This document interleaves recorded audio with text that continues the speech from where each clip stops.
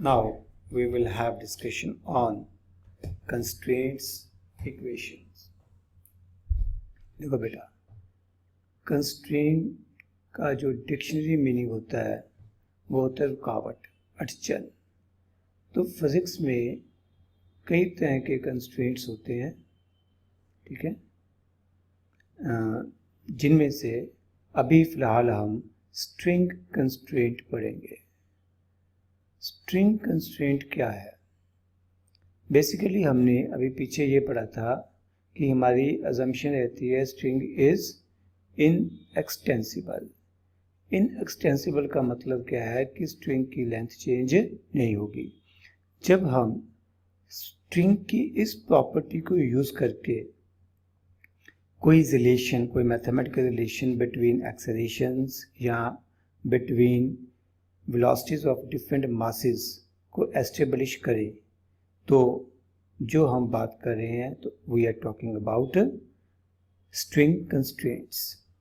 Okay, शुरू में हम जो इसका प्रॉपर मेथड है वो करेंगे और बाद में मैं आपको इसका शॉर्टकट बताऊंगा।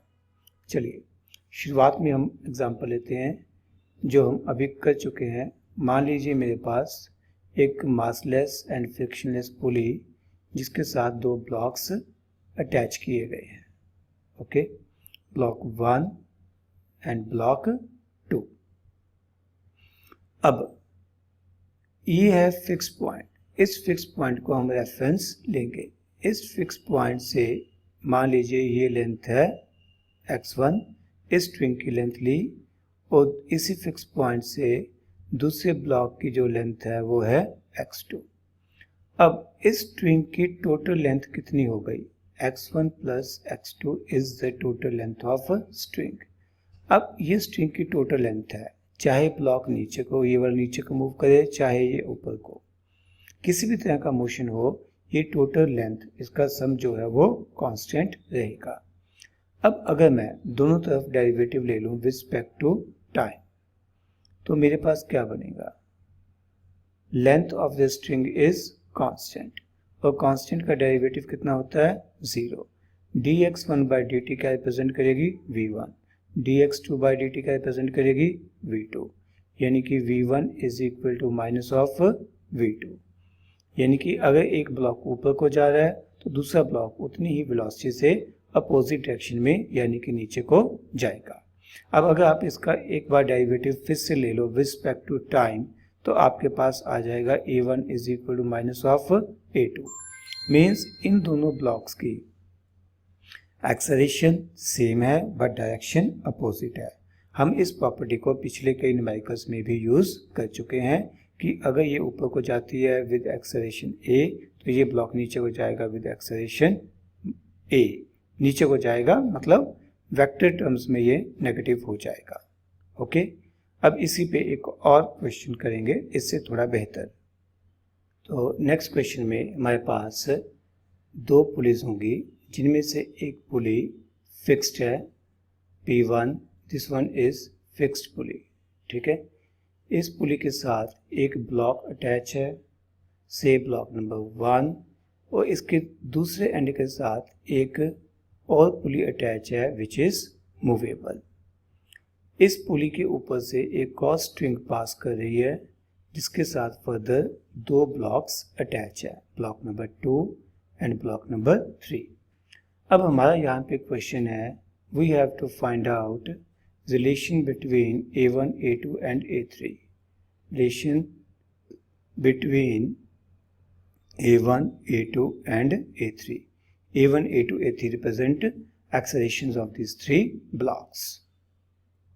ओके, अब ये पुली फिक्स्ड है, ये पॉइंट फिक्स है, तो हम यहाँ से सभी रेफरेंसेस लेंगे। ये डिस्टेंस मान लीजिए x1, ये P2 पुली का डिस्टेंस यहाँ तक मान लीजिए x2। लेट अस से ये जो डिस्टेंस है ये है x3। एक काम करते हैं, इसको x4 मान देते हैं। ठीक है, एक्चुअली 1, 2, 3 जो ब्लॉक्स के नंबर हैं उसके हिसाब से डिस्टेंसेस हो जाएंगे। ये हो गया x2। क्लियर? अब ध्यान से देखो, एक स्ट्रिंग ये वाली है यहाँ से यहाँ तक, है ना, दूसरी स्ट्रिंग ये वाली है। हमारे पास कंस्ट्रेंट क्या है कि length of string remains constant, तो ये लेंथ कांस्टेंट रहेगी प्लस या इन एडिशन ये लेंथ कांस्टेंट रहेगी।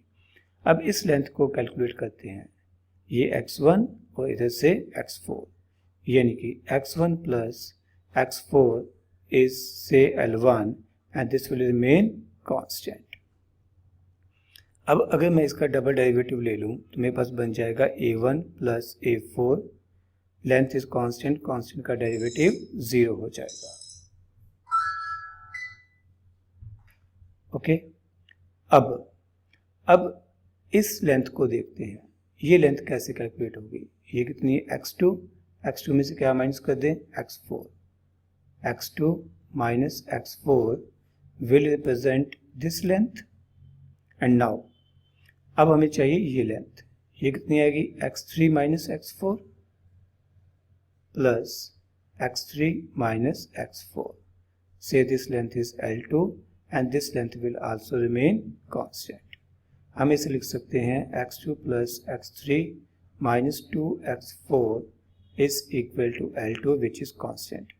Taking double derivative, a2 plus a3 minus 2a4 is equal to 0। Fine. अब देखो हमें इस पुली की एक्सेलरेशन नहीं चाहिए, यानी कि हमें a4 को यहाँ से हटाना है। तो मैं यहाँ से इक्वेशन नंबर 1 से a4 की वैल्यू पुट कर लूँगा। a4 की वैल्यू यहाँ से कितनी आ जाएगी, माइनस ऑफ a1। इस वैल्यू को जो इक्वेशन हमने नीचे लिख रखी है उसमें सब्स्टिट्यूट कर देंगे, इस वैल्यू को यहाँ पर सब्स्टिट्यूट कर देंगे, तो हमारे पास क्या आ जाएगा, a2 plus a3 minus 2 into a4 की वैल्यू कितनी थी, माइनस a1। ओके, तो हमारे पास क्या आ गया, 2a1 plus a2 plus a3 is equal to 0 which is required constraint equation।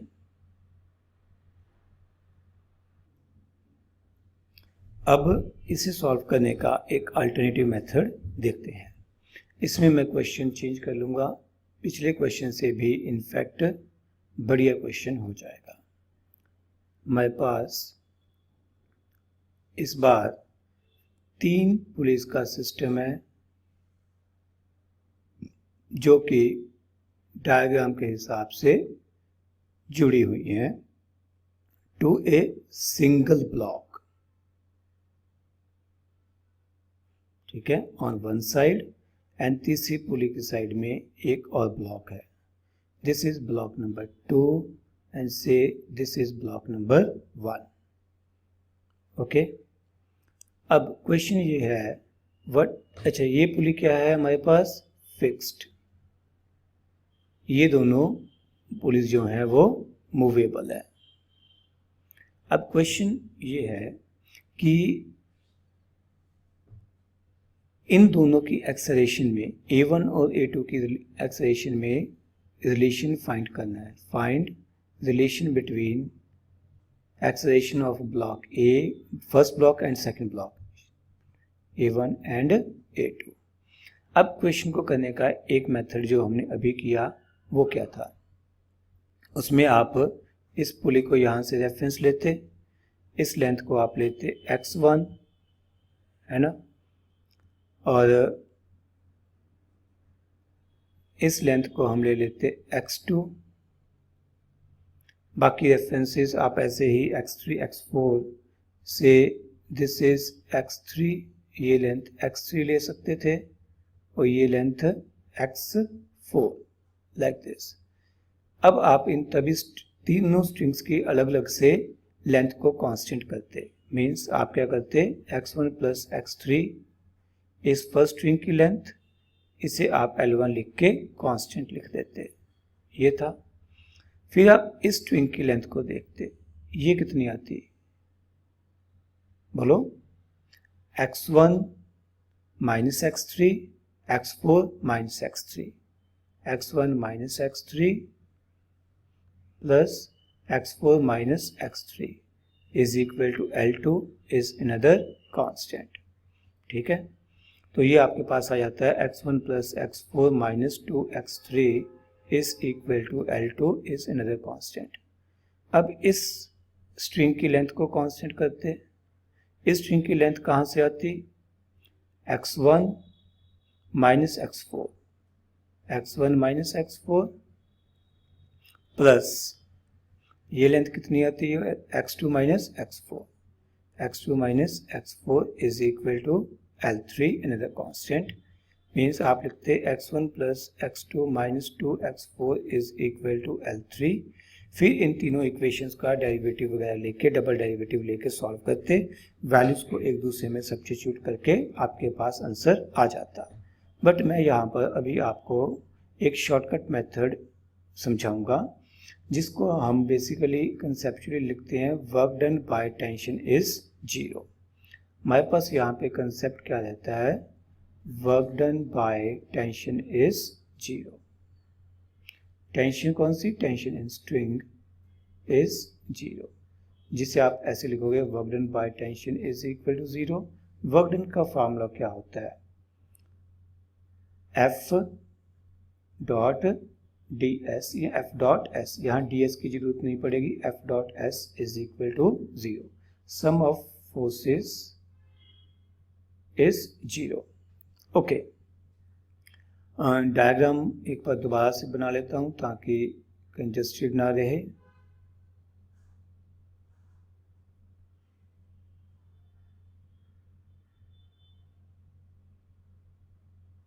ये सिचुएशन है हमारे पास। ओके, अब डायग्राम में देखते हैं कौन कौन सी फोर्सेस कहाँ पे लग रही हैं।